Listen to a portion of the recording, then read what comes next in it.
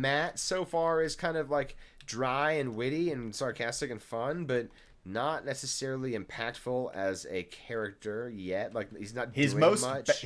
his best moment in season 3 is in at the end of episode 2 when he has his quarterstaff moment with Gawain and Galad. And that was that is so his best moment. awesome. Yes, that had me pumping my fist in the air. That was awesome. Yeah, It's that was exactly how a it proper needed to be. scene. I'm glad they spent the time and effort on that choreography. Yeah. But really, I mean, what did Matt actually do in the show? Oh shit. Besides be present and have some witty banter and Right. find Tom, really nothing. Which is a shame. Because he should have a way bigger impact, yeah. He just kind of drinks, gets bored, Bitches about his memories and his sleep disturbances. follows Says random Nynaeve shit around. in the old tongue. Yeah, has a weird relationship with Nynaeve.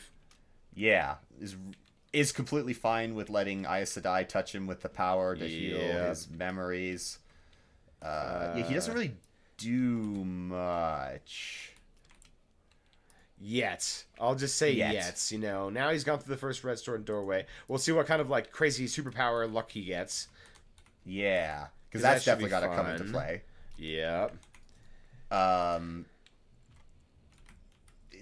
Yeah, he's just kind of his funnier moments are at like the very beginning when, especially when he's in the room with Suan and she's like, you know, you were an idiot enough to tell everyone that you blew the horn and, you know, had pictures made and, you know, we're sleeping with the novices, right? The Yeah, Forsaken's most wanted.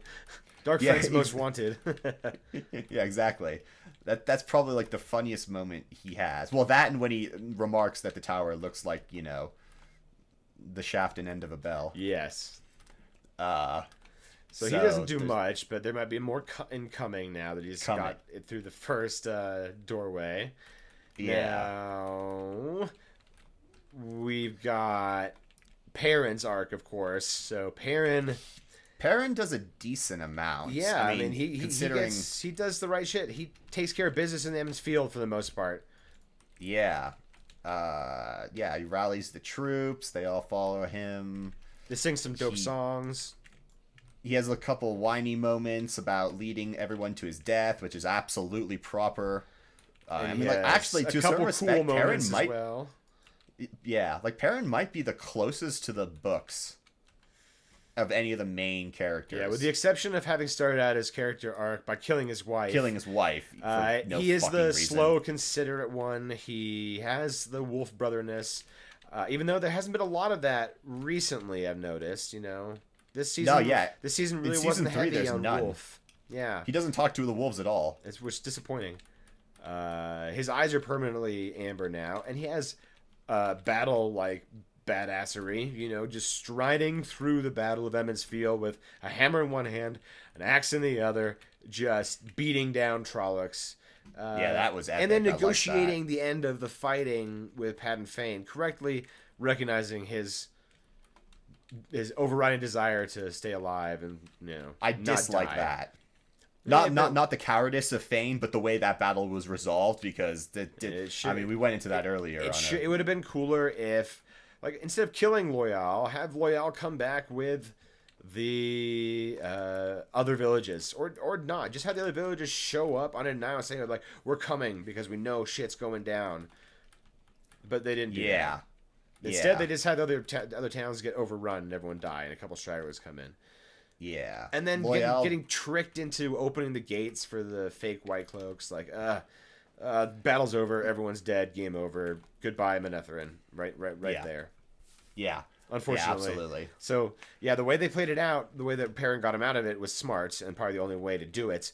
But once again, this is a question of why did they do it that way? Why didn't they do it truer to the way the book had it? Because it's not like the book, the way they did it was somehow, I don't know, unfilmable or something. I don't know. No. Largely the same kind of shit. Bow and arrow and people on pikes and forming defensive lines and having Tam and Abel drilling them and having Alana and Varen creating powerful catapults. I mean, you could have done all that stuff still. yeah, falling back to basically to where they're defending at last, like the village green, and the Tinkers are ready to fly. I mean, like they wanted to like give enough like homage to the books to be like, see, look, we're keeping more or less close to them, but they fucked up a buttload of like random crucial parts that just make you not even want to give you to not make you not want to give them any credit for being like, oh look, you followed the battle plan like 50%. Congratulations, you still screwed it up. Ammo. Oh, Yeah, nice. no, I agree. Loial dying at the end is also like it's Kind of a what the fuck moment. Yeah, like I don't like I'm more or less ambivalent to it, mostly because I mean the show itself has so many problems. It's not egregious of a problem. It's just like, oh, okay, something different happened that I wasn't expecting, but I can't really actually be disappointed by that because there's so much that happened in the rest of the show that doesn't make sense that I am kind of frothing in the mouth about. So Loial dying is like, oh, all right, I mean, I've seen worse. Yeah, I suppose, and it's a sad fact as well that he doesn't do much. Yeah, He's a really cool character. I really like having him around, but it's not. But he necessarily he's not crucial to the story. And that's the thing, though. That's the hardest part. The nice thing about writing a book is you get to have a lot of characters. When you need to devote screen time to tell the story and not just like, Rand was with Loial and is telling us what Loial is doing. Loial is writing his book. Like, these are things that you can just do easily in a book to, I don't know, give you more of a sense of what everyone's thinking and feeling. Hard to do that with a visual medium, but still really sad to see him go because I thought he was a little. The prosthetics, the CGI in season 1 weren't really right. They didn't really look like Loial. They kind of got there in season 3, I think. And the actor did a good job with the voice. Of course, there's some electronic modulation on his voice too, but there was less of it in season 1, and it sounded pretty damn good. So, good casting, but it's not to be. It's not to be, I suppose. Yeah. But now Perrin is with the White Cloaks, of course, to finish off the season. And in fact, the last shot of the season is Bane, Shiad, and Faile looking over at the White Cloak camp. Correct? That's so dumb. Yeah. That like right there. That was also a really another stupid piece of writing on my having him go with the White Cloaks. You mean? Yeah. Like they absolutely screwed him over. I mean, like if you wouldn't have been able to defuse the situation, Dane's mistake would have led to ruin to everyone. Yeah, and everyone would have died, and it would have been his fault for being. Well, he's so sure that Perrin's a dark friend, but he literally can't tell Faine is. I think that's ironic. Yeah, right. And then it's not like he has the like the charge against him is killing his dad, not killing the two. The two children that they know of, and then Dane just being like, you murdered my father, you led him into a trap on Falma, which makes zero sense, and no one ever questions him on it until Galad does, which is about bloody time when he looks at him and is like, I've never understood how you know this. What evidence do you have that Perrin led your father into it? Or it says that to Chal Bayar actually when he's questioning him when he is giving testimony. And then he says, well, how could it be anything else? The victory of the light was with him. And, that the awful reasoning that people who don't know, or zealots and not logical, cling to. Yeah, Bayar is a zealot. Faile has been, I mean, like, she's pretty much how I kind of pictured the character. Yeah, pretty good, especially the facial features. Yeah, she looks pretty close to it, and she acts pretty close to it, so I don't really have too many qualms with her. Yep, and a little limited. She doesn't have a ton of screen time yet, but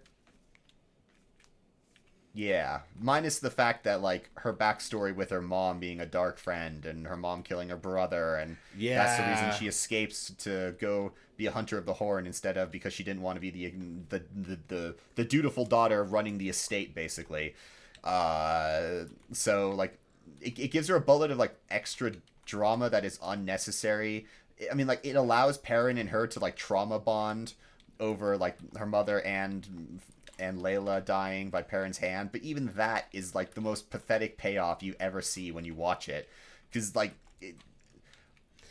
once Perrin says like, "Oh yeah, by the way, I killed my wife," if you don't remember that, you're just like, "Oh yeah, that happened." Well, that was stupid. It happened at the very beginning of so season 1. If you'd forgotten about that, like, oh shit, that's right.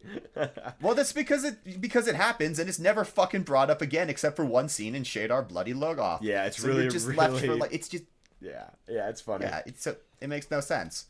But yes, basically that just happens for the sake of the story needing to happen and for no good reason. And then like it's not like and so it's like a few years because a tree grows.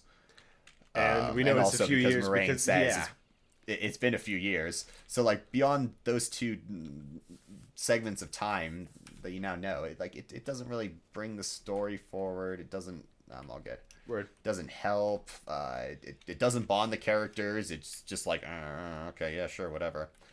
Exactly. Yeah, it's just kind of there. But I think you're right overall, though, that Perrin's moments in the show were actually closest out of anyone to the books. He had the most plot points right there. He left Rand. He went back home. There were White Cloaks there accusing him of and murder. Trollocs are there, led by Padden Fane. Multiple showdowns, and ultimately, well, he gets captured by the White Cloaks, taken by the White Cloaks, which is not at all from the book. We talked about that already. So it's it's a decent adaptation of what happened there, aside from the very, very ending. Yeah,